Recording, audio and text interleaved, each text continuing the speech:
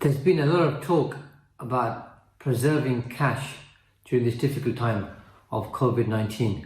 And to some extent, that's a delight to the ears of all accountants, because we spend most of our lives trying to educate, help, assist, support our clients in saying cash flow is king. I'm sure you've heard that old adage about turnover being vanity and cash being reality.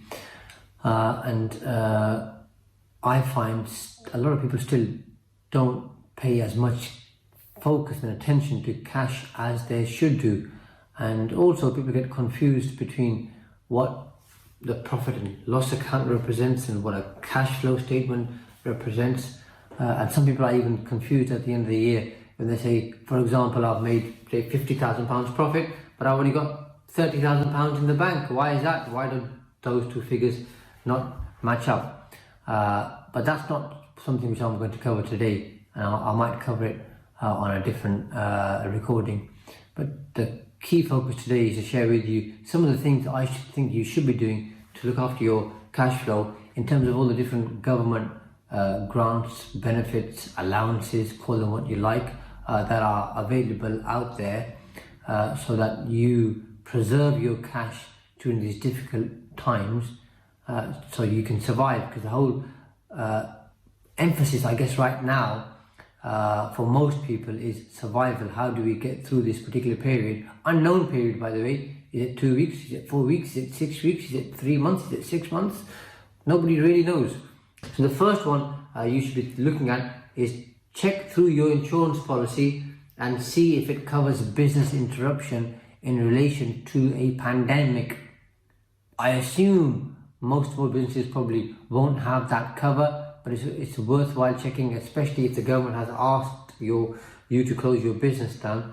Have a look to see if your insurance policy covers that, so that you can claim off the insurance policy. That will be obviously extra cash flow for you. And at the end of the day, why do we have insurance? We have insurance so that when something takes place that is covered by the policy, we can claim. That's not the first one. The second one is, if you are registered for VAT, then you need to ensure you carry on filing your VAT returns.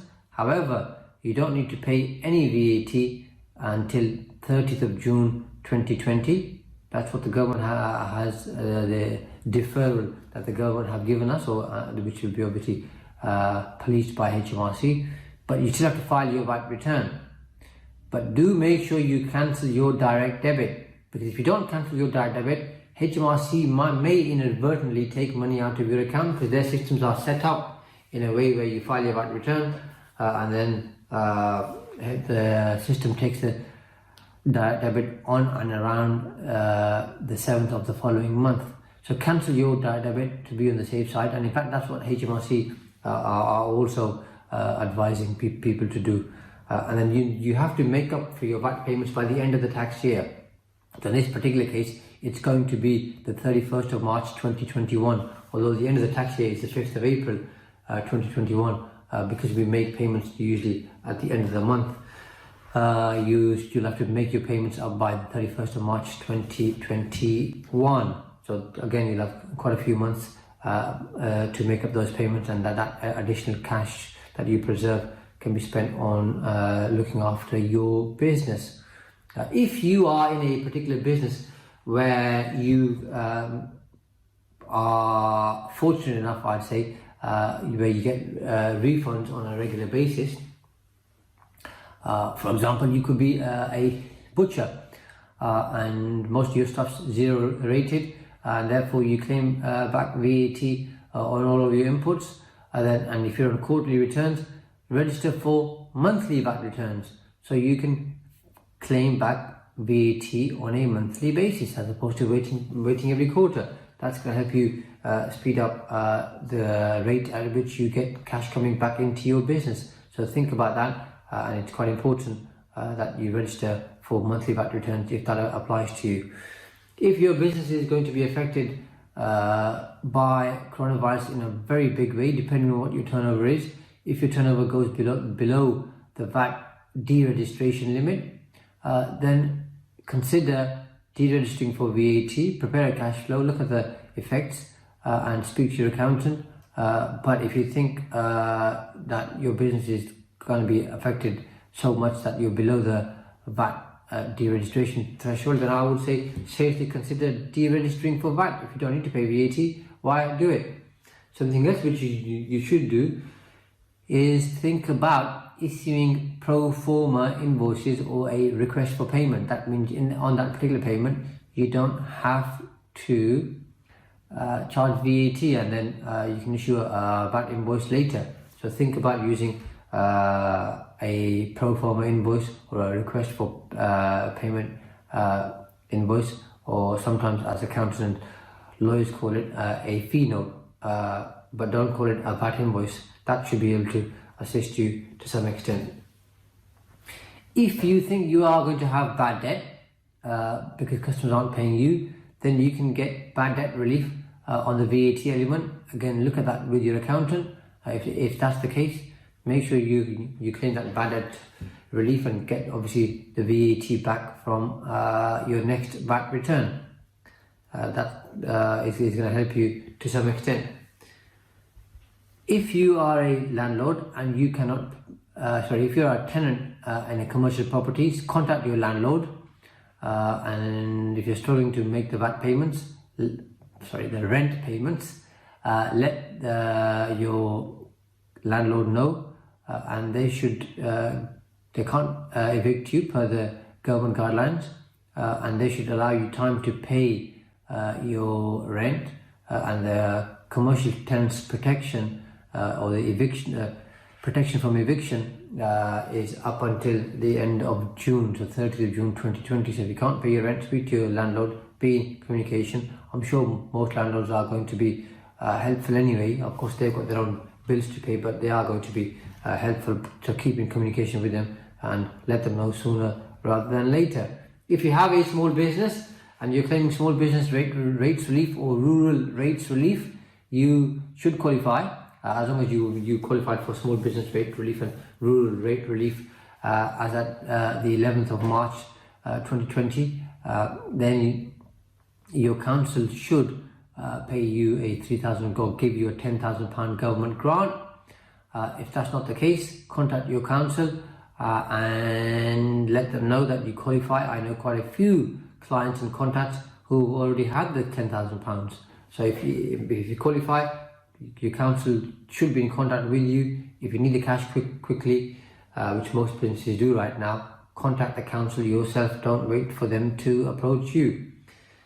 You can also apply for the coronavirus business interruption loan. Only a couple of days ago, the Chancellor made a further announcement that those who apply, the banks should be more sympathetic towards them. That those are my words and not the Chancellor's words, but he is saying that the banks should attempt to give as many people the coronavirus business interruption loan as they can, because a lot of people have applied, but only a small minority of the loan applications have gone through. So the government stepped in again and instructed and advised and guided banks to be more sympathetic to support businesses through the coronavirus business loan.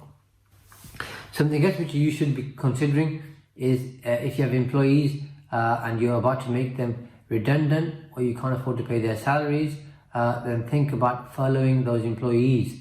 The government will pay up to 80% of their salary or 80% of 2,000, whichever is the lowest. So if you have an employee on £3,000 per month, you can only claim 80% of £2,500 because that's the limit the government have set. I did make a separate video to cover how furloughing works to some extent, so I'm not going to cover that here on this particular video, but consider furloughing your employees.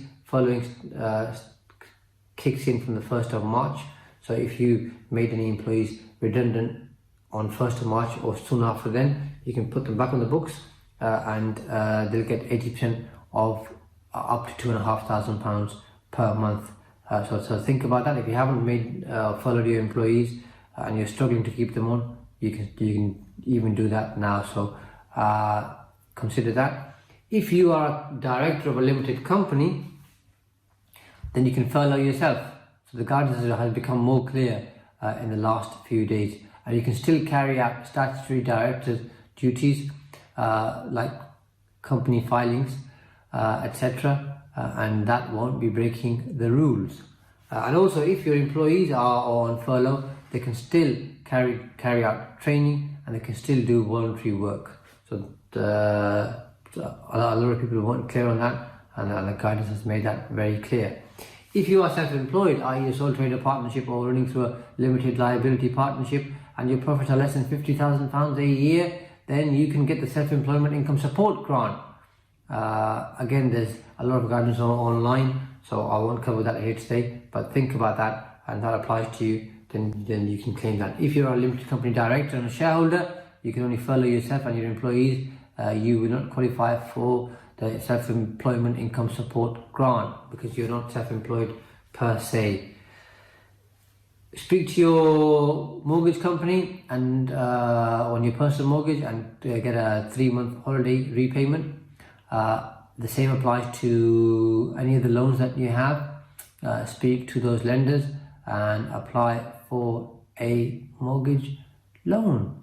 That should also help you. If you're in service accommodation and you're using the tour operators margin scheme, there's 2 different methods, method 1 and method 2. If you are method 1, if you're method 2, consider looking at method 1. That might work out better for you. If you have employees and you are paying PAYE, speak to HMRC, you can get a 3-month deferral. However, I have seen some of my clients get more than 3 months.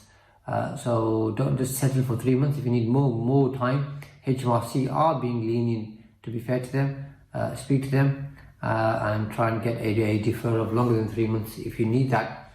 Sometimes they might say to you, have 3 months and come back to us in 3 months time to see how you're getting on, whether you get 3 months, 4 months, 6 months or longer. Get a deferral to preserve that cash flow. If you're on self-assessment and you had to make a payment to an account on the 31st of July this year, you won't have to. That's been deferred to 31st of January 2021, so you won't have to make that payment again. It's going to help you preserve your cash flow. This is a good opportunity to look at your profit and loss account, look at all of that expenditure and all of those subscriptions to software companies and other costs that perhaps you'd overlook, a bit like gym membership when you're paying it and you're not using it. Look at your outgoings very, very, very carefully, and everything that you're not using, cancel it, I would say. Because sometimes we keep using stuff and think, I might use it next month or the month after, I might need it, I want a good deal, I'll stay on it. That's your call if you think you're on a good deal and you want to stay on it. I would say, think about stuff which you haven't used or you have no intention of using, cancel it for now. If you then need to go back to it later on and it costs you more to subscribe later on, who cares? Because times will be better once we get through this. Okay, the economy will pick up, we'll be better and stronger for it because we're all going to work together and we're going to make sure we get through this. And then when times are better, you've got the money. If you're paying £20 a month for something now, if it costs you say £40 a month for it later, who cares? £40 then probably won't be as harsh to your P&L account as £20 is right now, because right now the main thing we're all looking to do is preserve our businesses, look after our businesses, protect our employees, protect our business. So try and cut as much as you can for now. If in doubt, take it out. Simple as that. And then also have a personal financial health check. Look at all of your personal outgoings. Are there things there which you don't really use? Cancel them. Are there costs you're paying out which you can pay less for? Mobile phone bill? Other costs which you can reduce? Reduce them right now. Get through this particular pandemic and then you can always increase later. There's no rule which says if you make a reduction now, you can't increase it later. Of course you can, but right now, be ruthless with your costs and take out everything you don't need. If you're paying business rates and you're in the retail, hospitality, leisure or day nursery sector, you can get a 12-month holiday, so use that to protect your cash flow. Speak to your local authority and your council. They'll be more than happy to assist you with that. If you have employees who are off work because of COVID-19, you can claim 2 weeks statutory sick payments. So make sure you do that for all of your employees who are off because of COVID-19. And most importantly, I would say, is if you haven't done it before, then prepare a cash flow statement. If you're not sure, speak to your accountant, they can help you with it. Or go look online to see a basic cash flow statement, and look at your cash flow and prepare a cash flow statement showing the next 12 months, not the next 2 months, 3 months, 6 months, the next 12 months. And then I would say prepare 3 scenarios. One is based on how much you think you're going to lose in terms of revenue over the next 12 months. Then do a second cash flow and take off another 20% off that projection, so 20% less turnover, and then do a third projection and take off another 20%. So scenario 1 based on what you think is going to happen to your business, scenario 2 20% less, scenario 3 a further 20% less. So have those 3 scenarios and see how it looks, because we should hope for the best, but we should plan for the worst. Or in fact, we should plan for the best and we should prepare for the worst. So prepare your cash flows on a bad or worst case scenario, and then start running your business in line with that particular cash flow scenario, so that you survive. I hope you found some useful tips here. I hope you're going to implement them. I hope your business survives. I'm sure it will if you take action. Preserve your cash, look after your cash, and just think differently, behave differently. I am confident you'll be fine, and I look forward to seeing you on the other side, where we can talk about how to build your business and we can talk about how to thrive after COVID-19.